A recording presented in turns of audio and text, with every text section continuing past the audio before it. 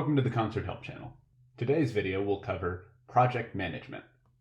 As a project manager, you will be able to edit the basic information of your project, including name, description, visibility, ITAR restriction, an expiration date, as well as maximum number of virtual machines, CPU, memory, storage, GPU, etc. Moreover, you'll be able to edit membership.